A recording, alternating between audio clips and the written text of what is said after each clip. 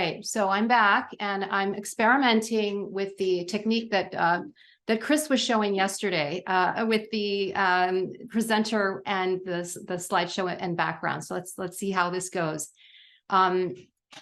Really appreciate everybody hanging in for this third of our presentations in this panel, and I'll launch in. So you've already heard my bio, and what I bring to this talk, and I think I'm going to change where this video part is here. What I bring to this talk is my experience as a lifelong Jain.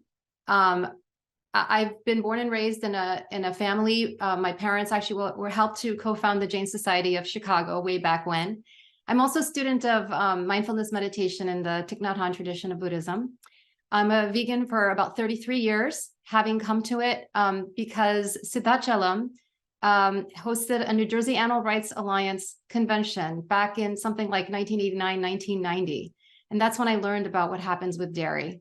And so my Jain roots brought me there, and the animal rights friends taught me what I know, what really propelled me to become vegan back then. I did live a year in Ahmedabad, and this was in 2015. At that time, I was fortunate enough to actually have soy milk delivered in glass bottles by a service there, and was able to return them. And I don't recall if it was calcium fortified. I believe it might have been B12 fortified. So it is possible. We actually had this experience in India. I've been a physician for about 27 years. I've worked in medical practice, but mostly worked in public health, vaccine development, and majority of my time at this point professionally has been in cancer drug safety, with some experience in bioethics. Now, the bioethics, I've kind of wanted to do more broadly than drug development bioethics, and some of what I've learned about climate change is related to global bioethics as well.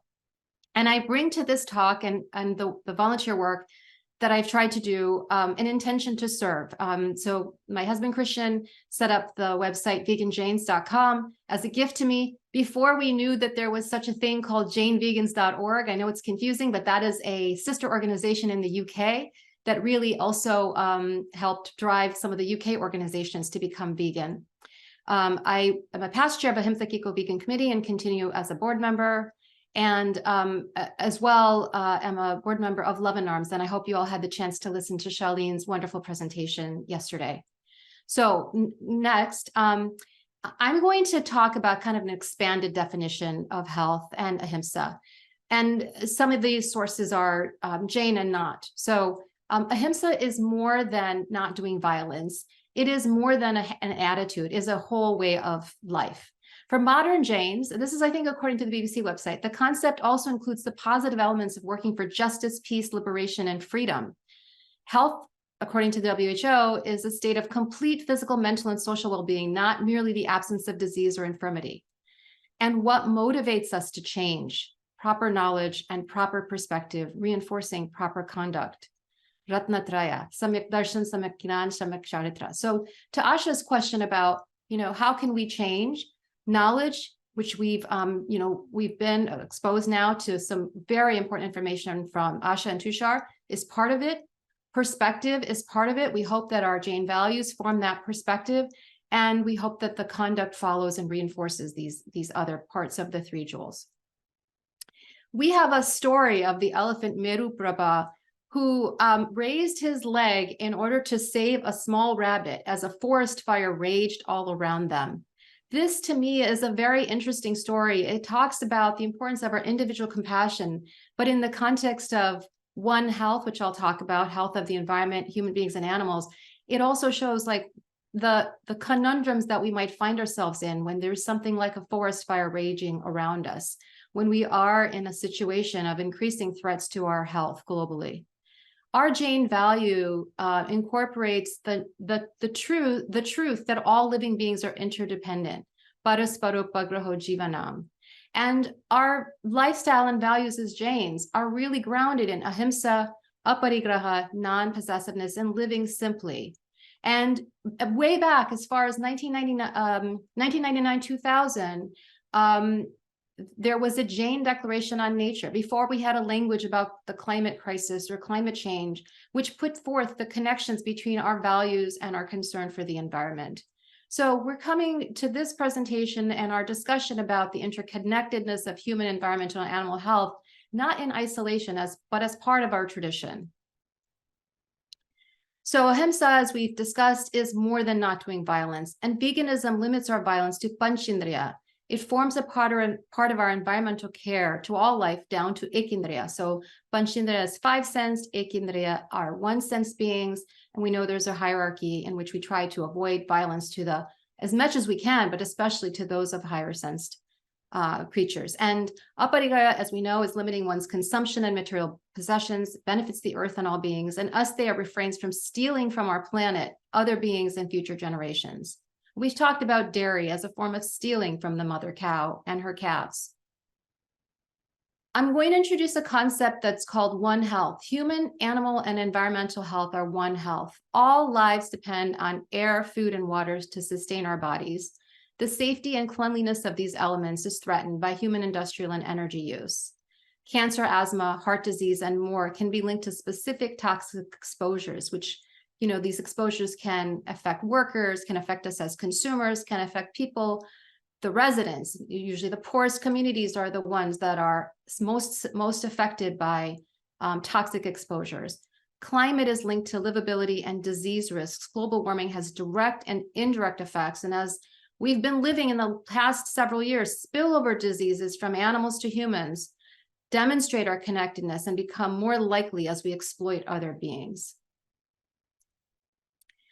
That was the scientific concept of One Health. I think this is very linked to our Parasparopagraho Jivanam, the ethics of care and interbeing. As we've discussed, human, animal, and environmental health are one health. And we also know all life is bound together. We're interdependent and we depend on air, food, and water to sustain our bodies. Poor communities are most affected, but everyone's affected by climate crisis. So for an example of direct health effects, and I know that Tushar covered some of this, so I'm trying to overlap as little as possible. Changes in the environment impact our diet and disease patterns, including impacting agricultural yields, increasing the range of disease vectors like mosquitoes that cause malaria and dengue, and there will be more environmental refugees. And the Department of Defense has stated that global warming will intensify challenges of global instability, hunger, poverty, and conflict. They will likely lead to food and water shortages, pandemic disease, disputes over refugees, and destruction by natural disasters in regions across the globe. It is already happening and is extremely sad to see. Environmentally, an increase in global temperatures may cause changes such as rising sea level, flooding, submerged islands, changes in the amount and pattern of precipitation. We've seen flooding and droughts increasing. Increases in extreme water events, record heats, shrinking lakes, wildfires, including where we moved from California now to Canada, that has now affected the Northeast and Midwest and other areas. We've all seen the glacier retreats, the permafrost melt, reduced summer stream flows. The polar bear's habitat is threatened with effects much beyond that one species. Acidification of the oceans, destruction of wildlife habitats, endangered species. We're in the 7th major extinction, which is human caused. So our ahiṃsā is affecting humans, animals, plants, the whole planet. Close to home, many people will have been familiar with Indian villagers and the poverty that they have endured for so long. The droughts that are increasingly happening just add to their burden. Animal agriculture leads to animal and human diseases. Tushar touched on some. As Jains, if we are not vegan, we are contributing to the demand because we consume dairy. Dairy cows, in addition to what we've discussed as harms to humans, dairy cows get mastitis, bovine leukemia virus, milk fever, an equivalent of HIV, bovine immunodeficiency virus, endometritis, numerous injuries and fractures. Will Tuttle, one of the Buddhist scholars, has said, how can we expect dairy to help our bone health if we're consuming a product that leads to fractures in cows? It just defies what our understanding of karma is. Hormones in dairy may lead to premature puberty and other hormonally linked diseases such as cancer. As Jains, we have to reflect on direct pratyaksha versus indirect paroksha violence. There are forms of violence that we traditionally recognize, eating meat, even killing mosquitoes. New forms of violence that we are participating in modern times include those to dairy cows and for some that eat eggs, egg-laying hens. And like we've been talking about climate change and plastic pollution. And in Jainism, we're responsible for unintentional as well as intentional violence. And we can make the choices that we make and face the karmic consequences. So I'm going to switch gears and talk a little bit about concepts in health and prevention. There are different levels of prevention. You'll hear people talking about preventative medicine and preventive medicine. So on a societal level, there's something called primordial prevention, which is preventing something before it even becomes a risk. And in an individual level, there's primary prevention, preventing something before you have disease.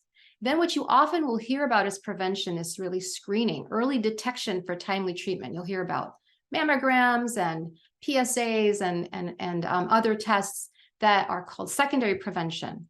And then there's treatment to prevent complications, which is tertiary prevention. So it might be something like going early to the ER if you have a heart attack so that you don't have worse complications. Secondary prevention might be, getting an EKG. Primary prevention for heart disease might be an aspirin, but there are better ways of primary prevention as well.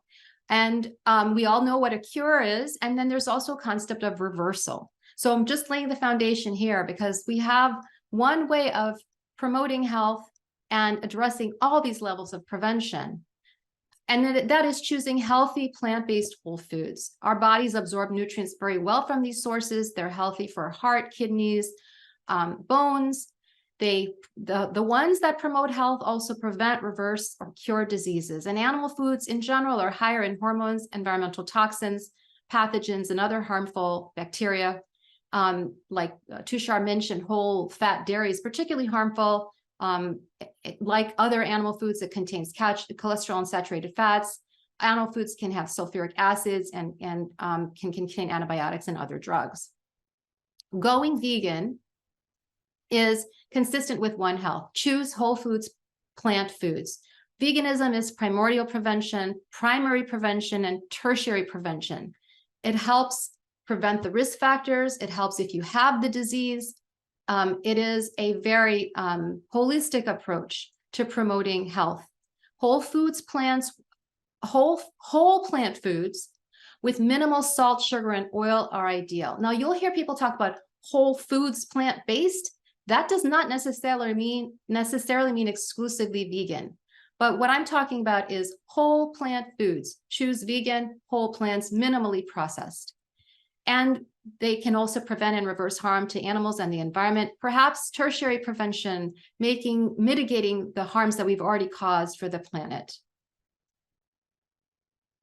I want to call your attention to the Jain Declaration on the Climate Crisis, which Sudhanshu Jain and I co-authored and was adopted by the Jain Executive Committee in October 2019. And even since then, things have gotten worse. This was available on the Jaina website. I believe it still is. And the screenshot shows you how to get there. It may be in a different location, and we'll have to get back to you if it's not right there.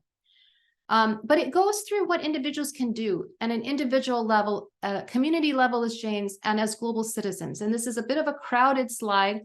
It will be burdensome to talk through the whole thing, but I'll point out some highlights. So really, as an individual, there are ways that we can try to move our lifestyles towards the simplicity of sadhvis and sadhus and choose less harm.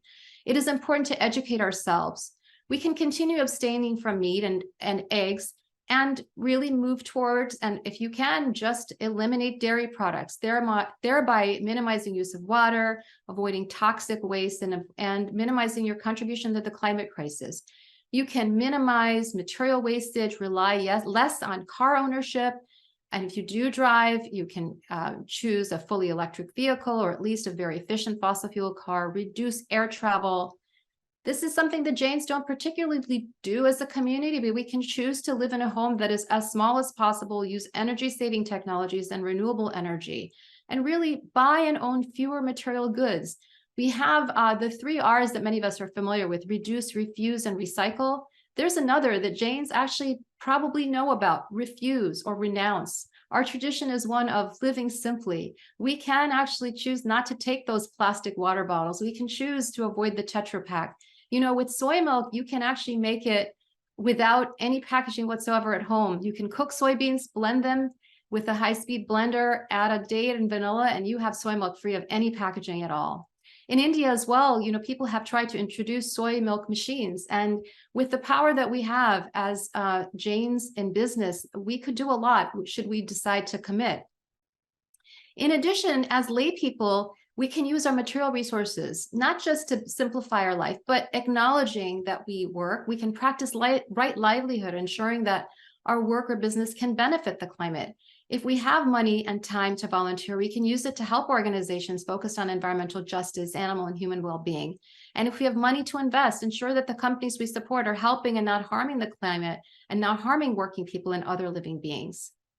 What can we do as a community? Well, we can serve only vegan food and use only vegan items and rituals. We can minimize waste, eliminate styrofoam, use reusable plates and cutlery, use compostable or biodegradable. There's actually a brand of biodegradable cutlery coming out of India, which is edible. It uses lentils, and it's pictured at the bottom here. I just saw it in a US store as well. Consider when you're planning where to put a temple. Is it close to public transportation? Can you add energy-saving technologies like solar panels? If you already have a temple somewhere, can you facilitate carpools for people to get to the temple so that we minimize greenhouse gas emissions and build community? As Tushar mentioned, waste in India looks different from waste in the US, but both are harmful. Like waste in India, you can see people, walking among the trash, the plastic bags, the detritus of our industrialized community in India side by side with poverty. It is just everywhere in India, despite the movement, towards cleanliness that the government promotes. In Northern California, where we moved from, last year, there are landfills. There is violence there too. There are birds and other living beings that get caught in landfills. So whether your Tetra Pak ends up in places people walk or in places that birds frequent, this is impactful to living beings and it's harmful. 8 million tons of plastic land in the ocean. There's a Great Pacific Garbage Patch and 4 more. There is not a place that you throw things out that it just disappears. It ends up in oceans as well. In Jain centers, what I've noticed is disposable culture prevails. There are other options. In the Buddhist community that I sometimes practice with on retreats, we clean up after ourselves in a more sustainable way. There's a bucket for composting here. People are rinsing their dishes in soapy water, less soapy water, sanitizing, and at the end, it gets put in a tray and sanitized. We can do this should we put our minds to it. The Jain Center of Northern California, again, which was my home Jain Center until recently, has a solar system that folks advocated for. This helps to make the environmental impact less. The solar panels are on top of where people park their cars. I would advocate for adding car charging stations. And recently, the Bay Area Rapid Transit System actually expanded so that JCNC is accessible by public transport more than it ever used to be. So beyond our community, beyond our individual actions, what should we advocate for as we are global citizens? We can ask governments and businesses to incentivize ahiṃsā over short-term profit. We can incentivize beneficial technology and veganic agriculture that is not requiring animal inputs. Reforesting, at least to stop cutting trees. We can ask governments and businesses to remove subsidies for fossil fuels, factory farming, and chemical pollutants, and go as far as banning harmful products like plastic and chemical pesticides. We can help to show the world that a plant-based diet is healthy and critical to reverse the climate crisis. Dairy is suffering, rape, and death for cows. Cheese has the 3rd highest carbon footprint. We need to talk with our friends about how bad an animal food-based diet is for all of us, to find a language that transcends culture and religion, but is still true to our own. How do we advocate? And this is a key point also with love. What do I mean by that? There's a particular definition of love in Jainism, and Buddhism shares similar concepts towards self and others. Maitri is loving kindness. To approach change with loving kindness for ourselves and with others, with compassion for all living beings, with equanimity. People may not change the way we want, when we want. We have to be equanimous that people have their own time and their own choice. That doesn't make them escape the consequences of karma, and we do our best. And with appreciation for those who walk the path with us, before us, and after us. And there's more about this, about the attitudes that we can cultivate in a climate-focused pratikraman that I helped to write, and it's on veganjains.com, which you might want to view should you be interested before Paryushan. There's also some very specific, frequently asked questions on healthy vegan diets that come up, and Tushar covered some of them. I'll cover a few more. Actually, I'm not time checking myself since I'm talking, although I'm the moderator. So if somebody could let me know in the panel if I'm going over, I would really appreciate it, so I know how much more time I have. So I'm going to just see if somebody's going to let me know how much more time I have. Gina, you're about 5 minutes over, but it's okay because we have a 30-minute Q&A, so you still have about 24 minutes or so for Q&A. Okay, well, yeah, thank you for that. So I'm indulging everyone to kind of consider this part of the Q&A because this comes up so much. So people sometimes ask about how important it is to have organic food and what this veganic agriculture is about. So organic fruits and vegetables have been shown to have better nutritional value. It is healthier for farm workers. And I don't know what this other typo is. They may still use animal matter to fertilize and insects to kill other insects. So organic does not mean ahiṃsā free. There is a small but growing movement for veganic agriculture. It is sometimes difficult to find, and you may try your hand at gardening, which is itself a whole project. So this is something to think about. I think organic is better than conventional, and veganic is better still.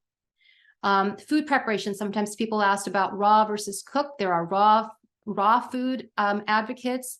What I have learned as a student of this and having attended some raw food and vegan food health focused conferences is that although raw food has a lower glycemic index and retains nutrients in some foods, raw food is also less digestible for other foods. And there's some foods that actually become better nutritionally, like there's more bioavailable vitamin A, when you cook tomatoes, for example, which is better for men's prostate health.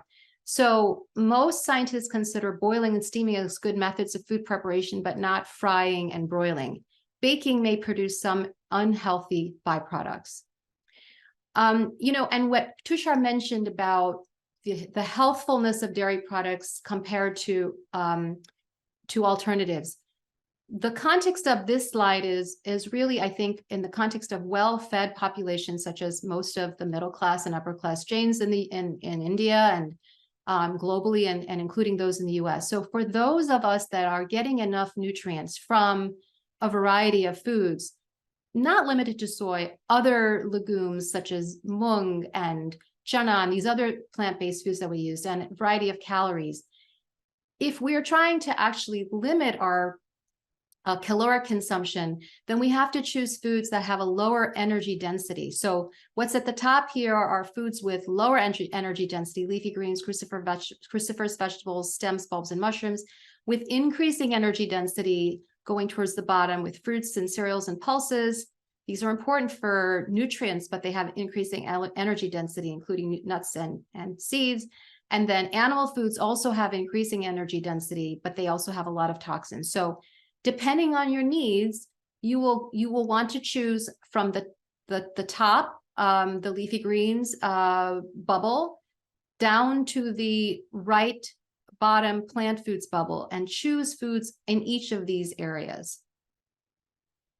Vitamins to supplement. So as Tushar mentioned, vitamin B12 is problematic. There's been studies that even lacto-vegetarians in India are deficient in vitamin B12, and older folks of all dietary choices absorb vitamin B12 less well. And so it is important to check blood levels and to supplement. There's particular tests you can check for the functional activity of B12 as well as just the level of B12. Vitamin D is also an issue, and it's not just for vegans or vegetarians. Many of us living inside most of our lives are affected. 30 minutes of full body sun exposure per day for medium Indian skin tones is required, which is not possible for most of us. Or supplement with the vegan D3 or D2. Most D3 is produced from sheepskin or lanolin. Vegan D3 is now widely available.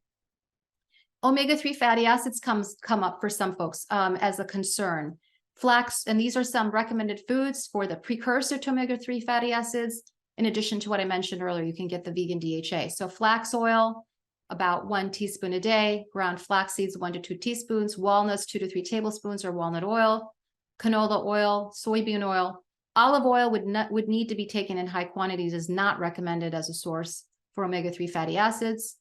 Vitamins, vaccinations, and medicine. So this comes up. Some vegans tend to avoid all kinds of medication. That would not be my recommendation. As we mentioned, there's vegan vitamin D3 or D2, vegan DHA made from seaweed. There are some flu vaccines that are cell culture derived rather than egg-based.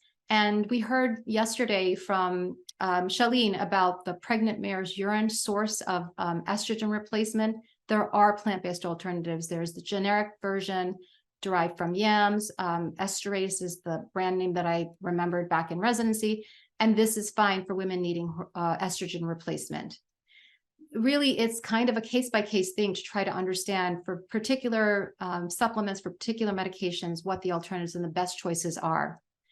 And some have said, because animals are used in research, we should avoid all kinds of the fruits of modern medicine altogether. That, again, would not be my recommendation. Although some animal testing is involved, we need to actually promote for a systemic change. Just like we want to promote One Health and have systemic alternatives available to us for healthy lifestyle choices, we want to have alternatives to animals in researching, which would involve sweeping changes to research regulations, drug development, scientific models, and really our cultural views towards animals that would be needed. We who are Jain health professionals can help shape these efforts. My past work with biopharma companies confirms that companies aren't committed to harming animals, but they're not prevention focused. Regulations drive them. The European regulations are driving alternatives. And advocacy in the US by PCRM, Center for Contemporary Sciences, and other organizations deserve our support. This will enable us to make better choices in the future. So I wanted to help to credit Sudhanshu, the Climate Reality Project, Dr. Clapper for health and environment focused slides, and many others, and to direct you to veganjains.com website for other resources. You can email veganjains@gmail.com, and that will conclude the formal presentation, and we'll now move to our Q&A.